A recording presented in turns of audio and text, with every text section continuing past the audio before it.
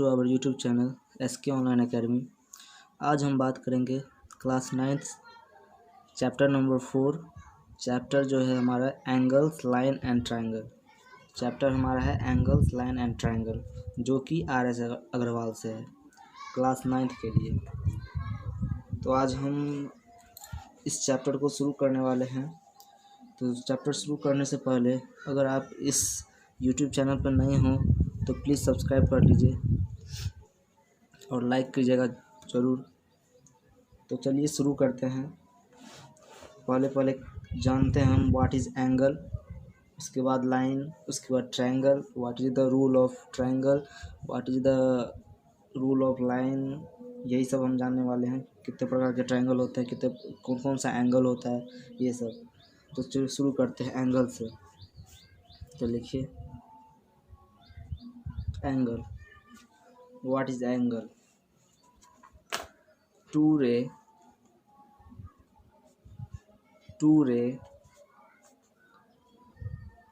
OA and OB having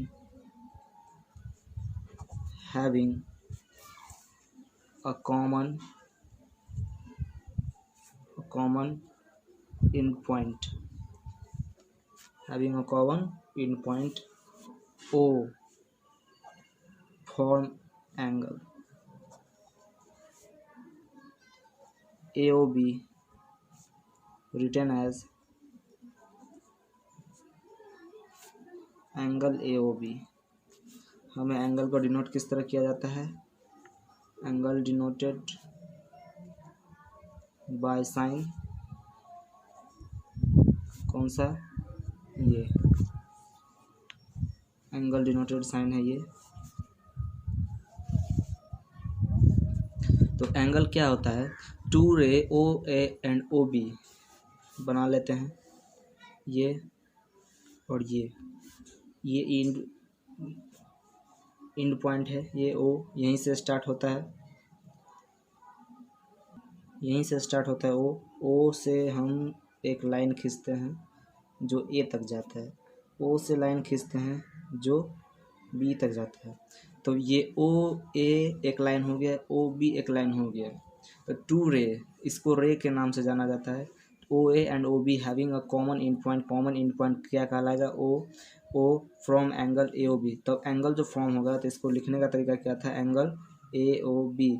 अगर कोई भी एंगल लिखना हो, जैसे ये यहाँ पे ये एंगल हुआ हमारा, तो जो भी एंगल किसी भी कहीं पे देखेंगे, अगर जहाँ पे एंगल बनाना हो तो हम क्या लिखेंगे? AOB, मतलब जो मिडिल में आ गया वही एंगल हमको फाइंड आउट करना है, उसी का वैल्यू निकालना है, उसी का वैल्यू वहाँ पे होगा। तो एंगल यहाँ पे किसका वैल्यू बात कर रहे हैं हम? ये एंगल के बारे में, O के बारे में, इसलिए एंगल AOB। समझ गए? अब बात आता है OA and OB are called the arms. OA और OB क्या कहलाता है? एक प्रकार से क्या कहलाता है? आर्म्स मतलब समझ में आ गया होगा, जिसको बाह के रूप में कहा जाता है। उसी तरह लग भी रहा है, उसी तरह से OA और OB क्या कहलाता है? आर्म्स कहलाता है ऑफ एंगल, किसी भी इसके एंगल का। And O is called the vertex. O क्या कहलाता है? वर्टेक्स कहलाता है। चलिए अब हम बात करते हैं इसी में इंटीरियर ऑफ एन एंगल। अब इसमें बात क्या करेंगे हम? इंटीरियर एंगल के बारे में और एक्सटीरियर एंगल के बारे में। एंगल के बारे में समझ गए क्या होता है एंगल। अब हम बात करते हैं इंटीरियर एंगल और एक्सटीरियर एंगल के बारे में। चलिए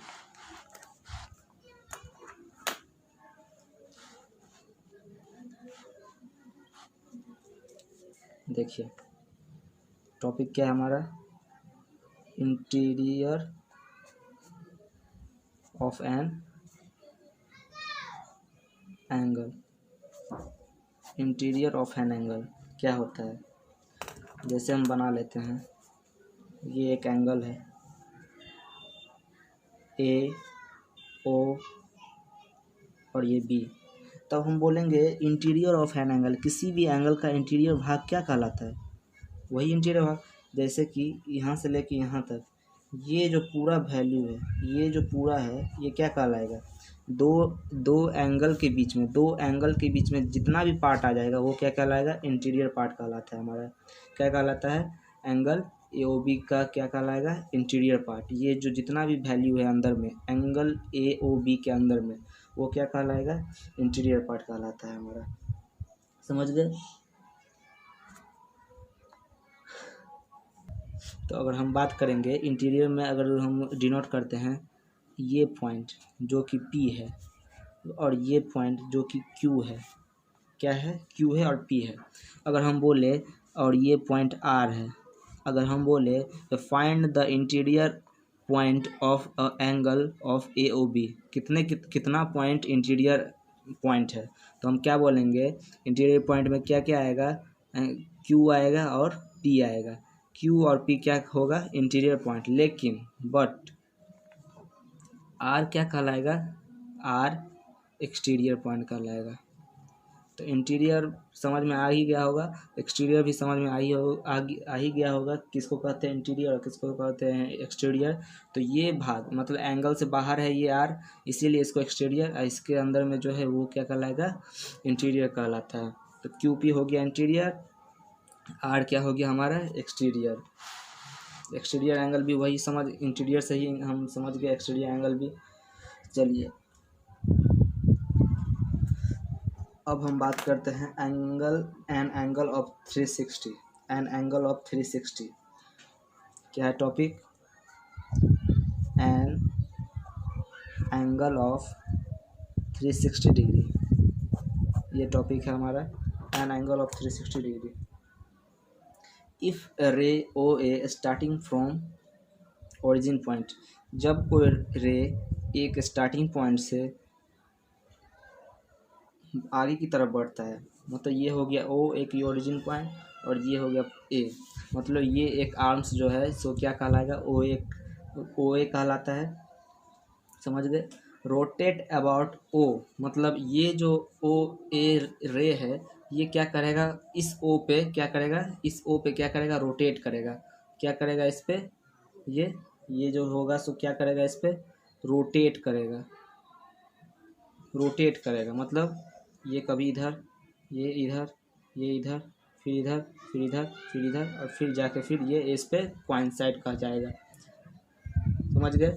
तो ये क्या करेगा, एन एंगल ऑफ 360 कैसे बनता है, तो एंगल ऑफ 360 कब बनता है, जब एक कोई भी एक रे इस अपने ओरिजिन पॉइंट पे राउंड फिगर करता है, मतलब अराउंड उस पर नचता है, मतलब 360, मतलब ये एक बार यहाँ आएगा ये रे, एक बार यहाँ आएगा, फिर एक यहाँ, फिर एक बार यहाँ, फिर यहाँ, फिर यहाँ, फिर यहाँ, फिर एक ऐसा समय आएगा ये अपने आप पे जहाँ से स्टार्ट हुआ तो वहीं पे जाकर फिर रुक जाएगा।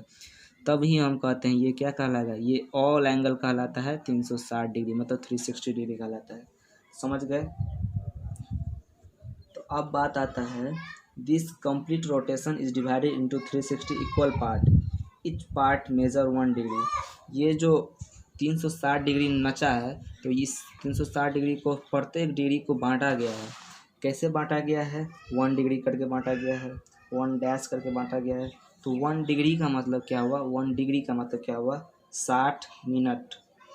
क्या हुआ, 60 मिनट, जिसको हमको लिखने का तरीका क्या है, written as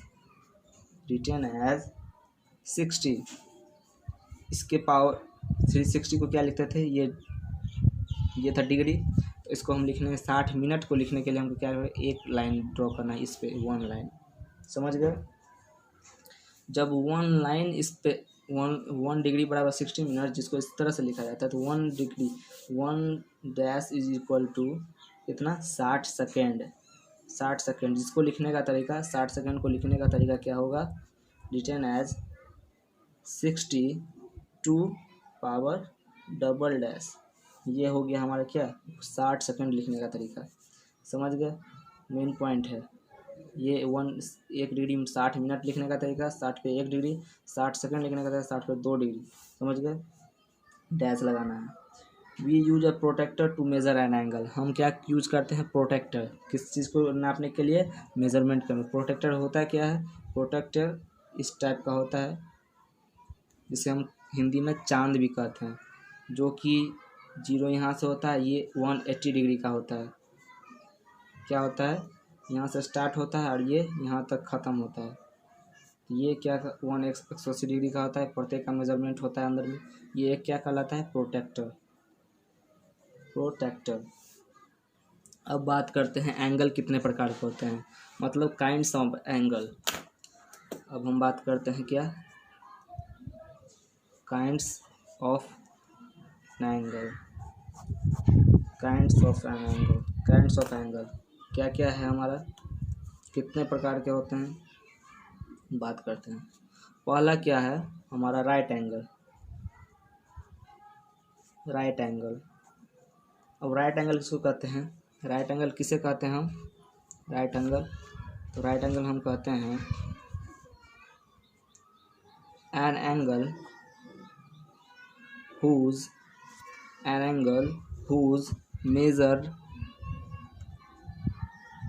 measure is 90 degree.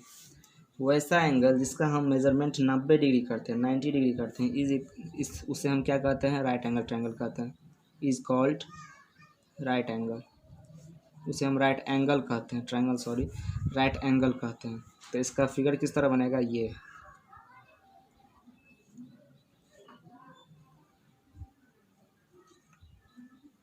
ये जो एंगल है क्या, कितना डिग्री एंगल है, ये 90 डिग्री है। इसे ही हम कहते हैं क्या है, जो एंगल 90 डिग्री का फॉर्मेशन करता है उसे हम क्या कहते हैं, राइट एंगल कहते हैं।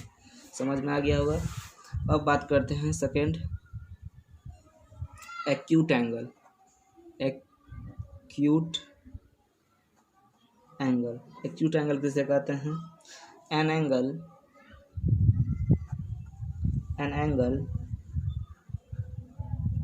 whose measure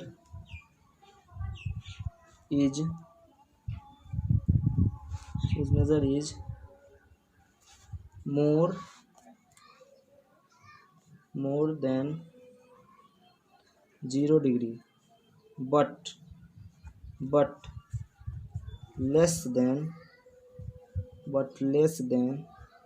90 degree is called क्या, एक्यूट एंगल।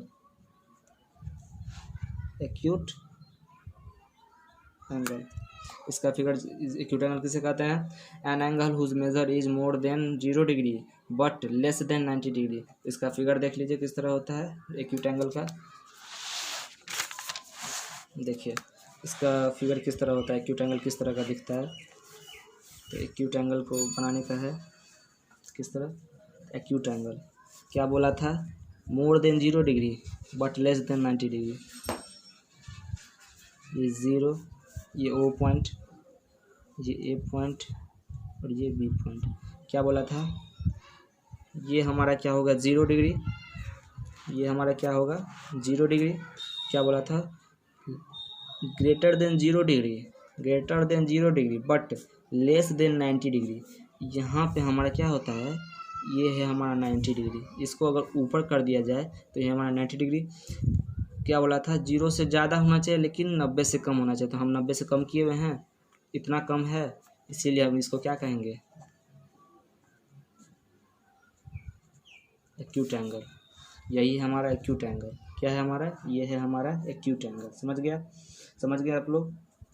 तीसरा एंगल क्या है, ऑब्ट्यूज एंगल। ऑब्ट्यूज एंगल किसे कहते हैं, an angle whose measure is more than 90 degree but less than 180 degree is called obtuse angle. तो लिखते हैं इसका, an angle whose measure is more than 90 degree but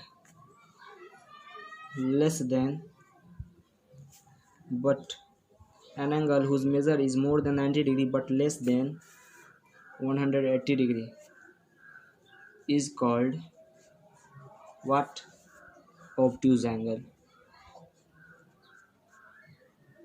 उसे क्या कहते हैं हम, ऑब्ट्यूज एंगल कहते हैं। क्या कह रहे हैं, the angle whose an angle whose measure is more than 90 degree, 90 से ज़्यादा बट 180 से कम। तो इसको बनाने का फिगर क्या होगा, ये हमारा ओ पॉइंट 90 से ज़्यादा, मतलब ये यहाँ से उठाएंगे तो ये 90 डिग्री हो गया। तो कह रहा है 90 से ज़्यादा लेकिन 180, मतलब 180 कब होगा, 180 कब होगा, जब ये स्ट्रेट लाइन इधर भी बढ़ेगा। ये होल एंगल, ये जो होल एंगल बनेगा 180 डिग्री बनेगा, समझ गए। तो ये क्या कर रहा है, ये 90 से ज़्यादा, मतलब 90 से हम ज़्यादा करते हैं, ये हुआ 90 से ज़्यादा, हो गया 90 से ज़्यादा, लेकिन 180 से कम, तो 180 से कम भी है, यही हमारा क्या होगा, ऑब्ट्यूज एंगल। समझ गए, समझ गए। ये एंगल हमारा क्या कहलाएगा, ऑब्ट्यूज एंगल। चलिए आई होप समझ में आ रहा होगा। थर्ड, अब बात करते हैं चौथा एंगल के बारे में। फोर्थ एंगल क्या है, straight line, straight angle, straight angle. Straight angle किसे कहते हैं, an angle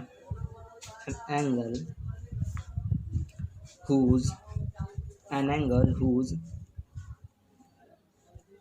measure is 180 degree is called a straight angle. An angle whose measure is 180 degree is called an straight angle. तो straight angle किसे कहते हैं, जिसका measurement 180 degree. एक काम बताते हैं, एक बात ये देखिए, ये स्ट्रेट लाइन यहाँ से यहाँ, अगर इसको यहाँ से हम ऊपर करते हैं तो ये 90 डिग्री, जब इसको हम इधर लाते हैं और इसको भी हम स्ट्रेट कर देते हैं तो क्या बना, ये इतना दूर 90 बनता अगर स्ट्रेट करते तो, फिर इतना दूर 90 बनता, इस साइड 90, इस साइड 90, ये होल एंगल क्या कहलाएगा, 180 डिग्री कहलाएगा।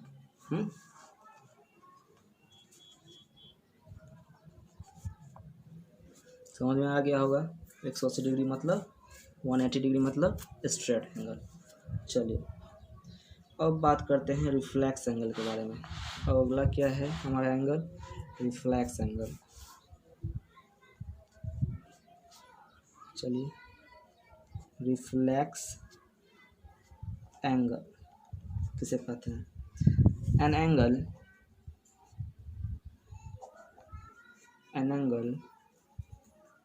whose measure is more than 180 degree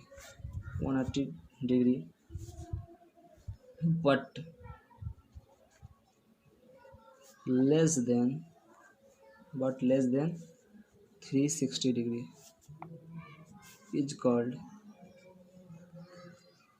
called a reflex angle.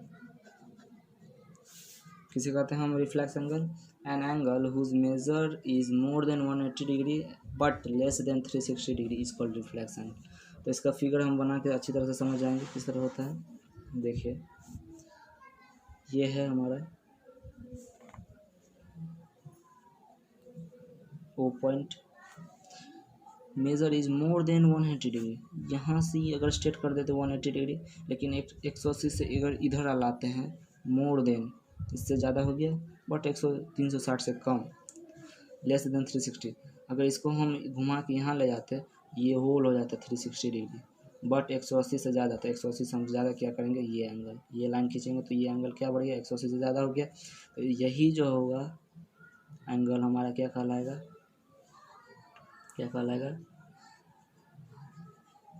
Reflex angle. समझ में आ गया।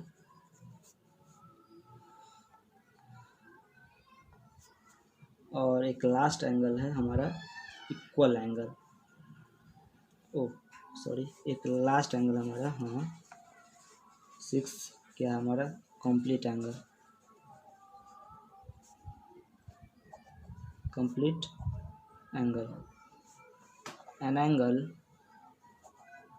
an angle whose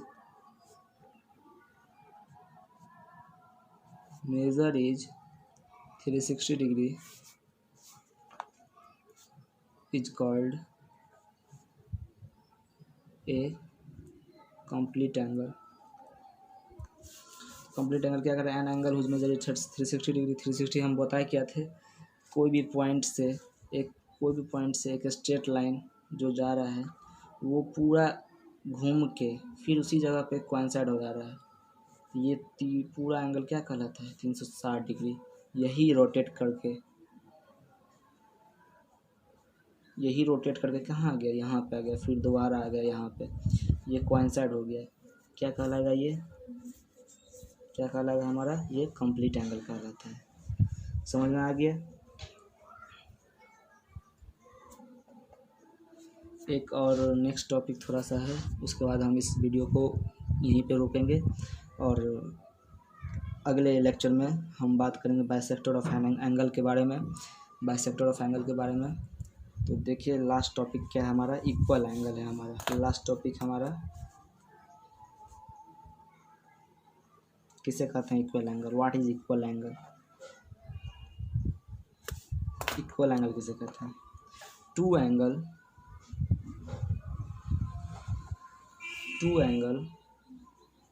are said to be equal. Two angles are said to be equal if they have the same measure. क्या कह रहा है? Equal angle कहने का मतलब क्या होगा? Two angle are said to be equal if they have the same measure. मतलब दोनों का जो वैल्यू आएगा क्या आएगा? सेम होगा। समझ गए? अगर इसका 60 डिग्री है, ये एंगल 60 डिग्री है, ये एंगल 60 डिग्री है, तो कहने का मतलब क्या? Two angle are said to be equal if they have same measure. दोनों एंगल का मेजरमेंट अगर 60 डिग्री है मतलब कोइंसाइड हो जाएगा। ये 60 डिग्री, ये 60 डिग्री अगर कोइंसाइड हो गया तो क्या कहेंगे? इक्वल एंगल कहलाएगा। समझ गए? तो कैसा लगा वीडियो? अगर वीडियो अच्छा लगा हो तो प्लीज़ लाइक कीजिएगा, सब्सक्राइब कीजिएगा चैनल को, और इसी तरह के न्यू वीडियो देखने के लिए हमारे चैनल पर बने रहिएगा। तो मिलते हैं अगले लेक्चर में, तब तक के लिए धन्यवाद।